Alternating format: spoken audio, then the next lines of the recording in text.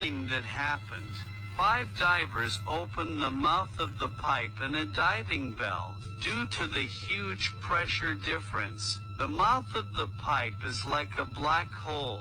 They were sucked in with their equipment.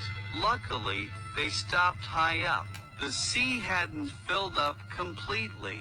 There's still some oxygen left to breathe. As the 5 men came to their senses, 2 of the companions had broken bones from the impact. The others had various degrees of abrasions. Faced with a dark pipe filled with the mixture, it's better to fight than to wait for death. This is what one of them said. It gave hope to the desperate atmosphere, and so they endured their injuries. They crawled forward like centipedes. An hour later, Chris realized the water level was rising. To go any further, they'd have to dive. Their diving gear was nowhere to be found. And what's even more frightening, the distance ahead is still unknown, and 2 of their teammates are injured. If you make a mistake in the water, everyone will die with them. Chris decided to dive in alone and said, if he makes it out, he'll get someone to come back for him. If he didn't, he was dead. Chris felt a strong sense of suffocation. He reached the second air chamber. While breathing in the air greedily, he found the tubes filled with seawater. After a short break, Chris took a deep breath and dove underwater. As the oxygen in his lungs is depleted, Chris was in agony. Luckily, his hand suddenly touched something.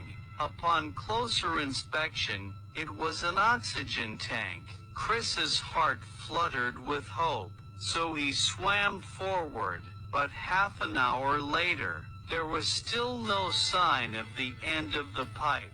The oxygen was running out. Maybe it was luck.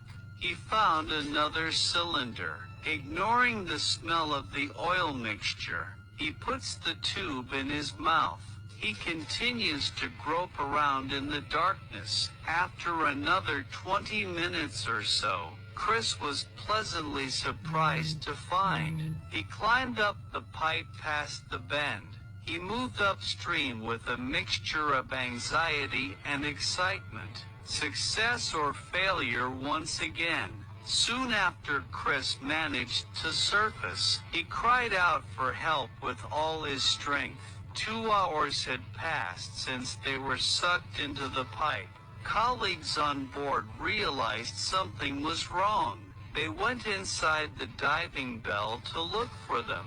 They just happened to find Chris, who was calling for help. Chris immediately informed the situation inside the pipe. He pleaded with the oil company to organize a rescue. Then he fell into a coma. As soon as he opened his eyes in the hospital, the first thing he did was ask for help. He was furious when he heard the answer. The company did send someone to the bottom of the sea, and they did get a response by tapping on the pipe. The pipe is extremely narrow. The only way to do this is to remove the entire pipe. It's impossible to do so unless the entire pipe is removed. But in order to protect the company's interests, the executives decided to abandon the rescue. 5 days later, the oil company announced all 4 victims were killed. A forensic autopsy later found that they persevered until the 4th day. They died in despair. This should have been a shockingly successful rescue case, eventually turned into a tragedy due to profit. The sole survivor took the company to court, but the case has been pending. The court date was pushed back to January of 2025.